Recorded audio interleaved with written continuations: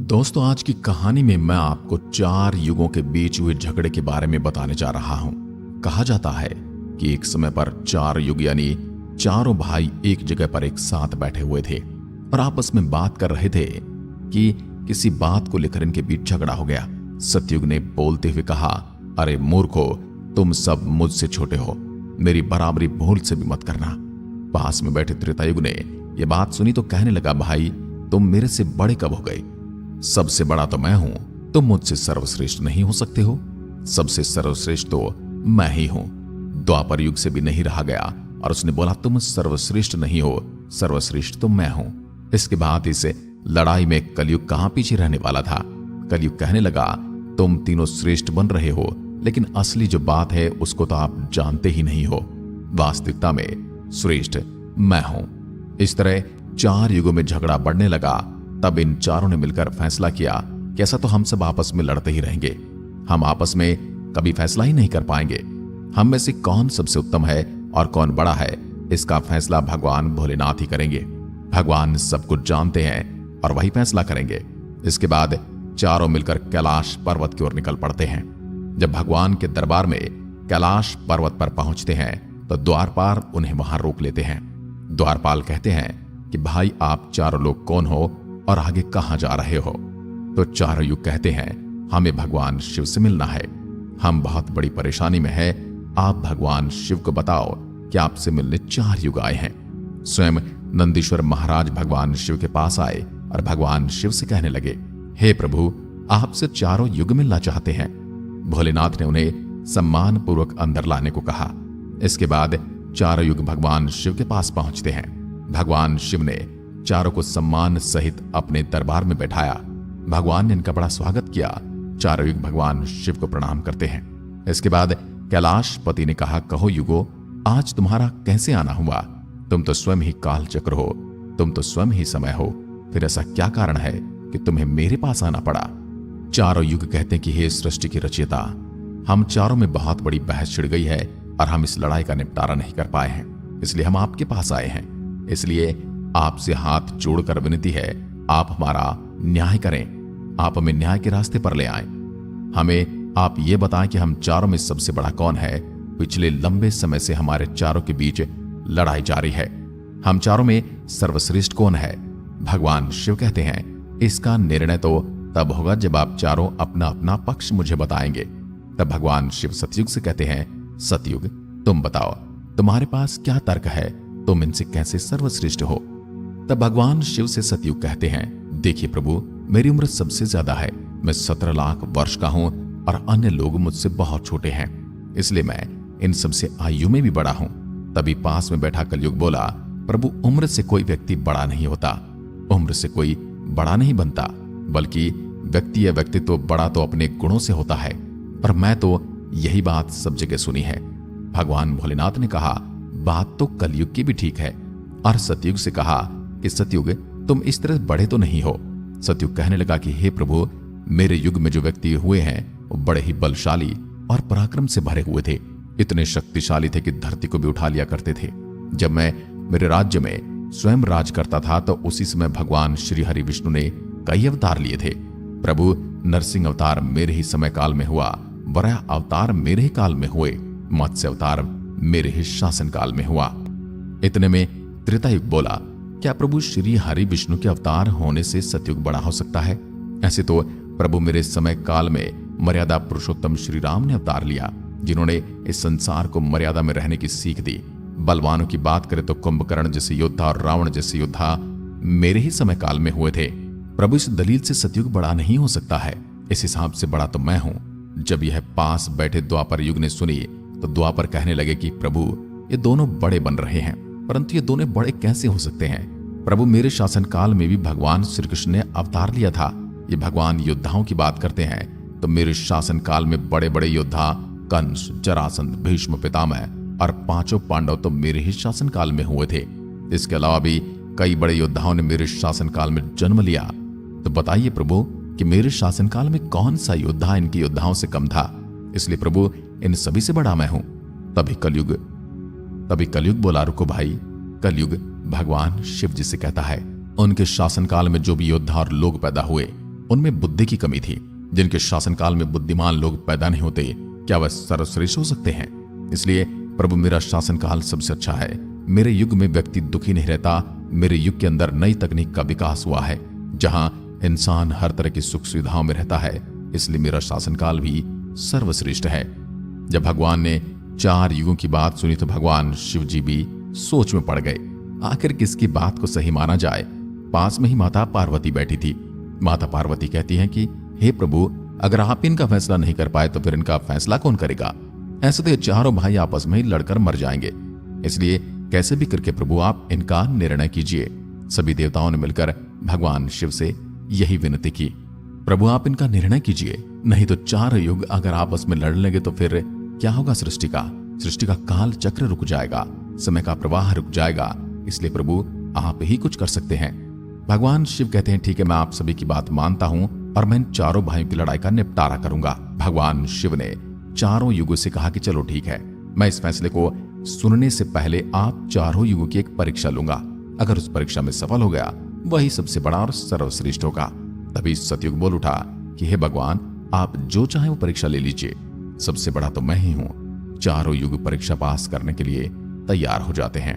भगवान भोलेनाथ ने 100 टन वजन का एक परसा लिया, लोहे का परसा, और कैलाश पर्वत के नीचे एक तलहटी में रख दिया और परसे के पास में एक चावल का ढेर लगा दिया।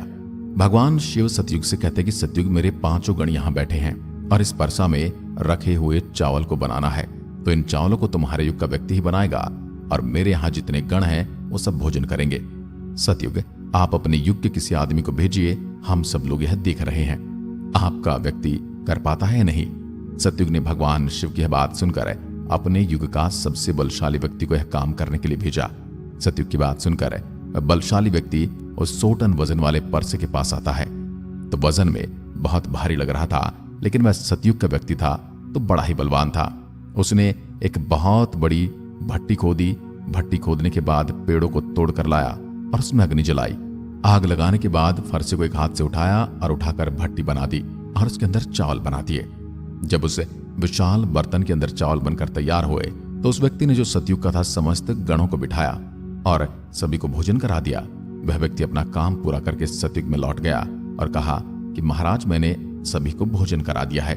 भगवान शिव और अन्य लोग देख रहे थे।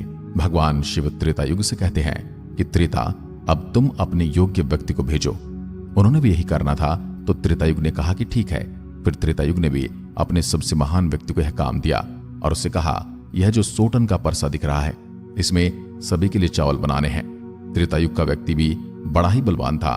परसे के पास गया, भट्टी खोदी और ताकत लगाकर उस परसे को उस पर रख दिया और सभी को भोजन करा दिया। और भोजन करने के बाद सभी गण वापस कैलाश पर्वत पर आ गए। भगवान शिव द्वापर युग से कहते कि द्वापर, ये दोनों युग अपनी अपनी परीक्षा दे चुके हैं, अब तुम्हारी बारी है और तुम्हें मेरे 1500 गणों को भोजन कराना है। द्वापर युग कहने लगा कि ठीक है प्रभु।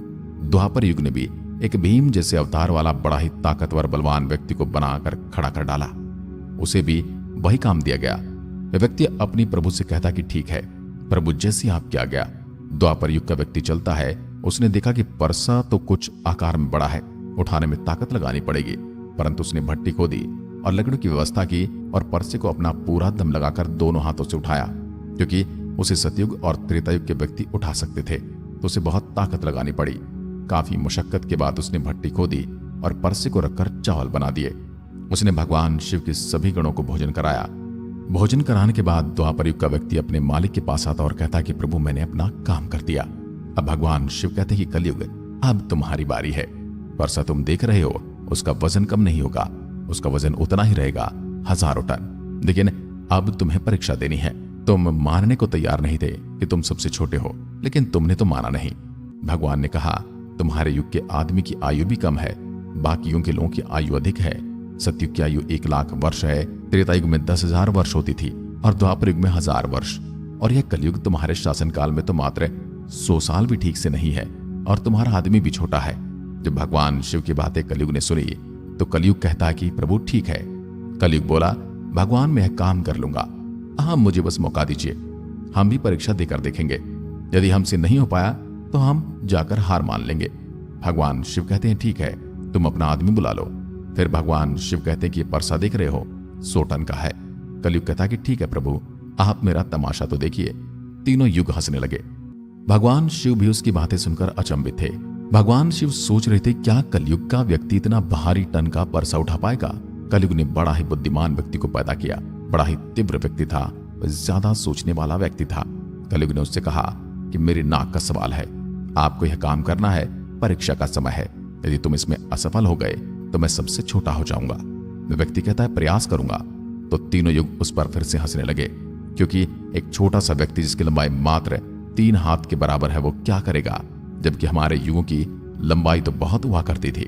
सतयुग के लोगों की लंबाई सबसे ज्यादा थी और त्रेता युग के व्यक्ति की लंबाई स्वयं के 14 हाथ थी और द्वापर युग के व्यक्ति की लंबाई स्वयं के 7 हाथ और कलयुग के व्यक्ति की लंबाई स्वयं के 3.5 हाथ होती है। तीनों युग बड़ी जोर जोर से हंस रहे थे। कलयुग कहता है कि आप बस देखते रहिए, मैंने अपने लड़के को भेज दिया है। कलयुग का व्यक्ति बड़ा बुद्धिमान था। उसे लगा कि ऐसे तो मैं इसे उठा नहीं पाऊंगा। किसी भी हालत में उसने अपनी बुद्धि का प्रयोग किया और उस भारी बर्तन के नीचे भट्टी खोदना शुरू कर दिया। फिर फरसा तो उसने हिलाया भी नहीं और उसके नीचे भट्टी खोदकर तैयार कर दी। लकड़ी की व्यवस्था करके उसने उसके अंदर आग जलाकर चावल बनाने शुरू कर दिए। चावल बनकर तैयार हो गए। वह कलयुग का व्यक्ति कितना दिमाग वाला था, उसने कुछ भी नहीं किया, परसे के नीचे भट्टी खोदी और उसमें आग जला दी और चावल पक भी गया। जब चावल पक गए तो भगवान शिव के गणों को एक कतार में बैठा दिया। उन गणों से कहा आप मेरा साथ दें और इन चावलों को आपस में परोस दीजिए।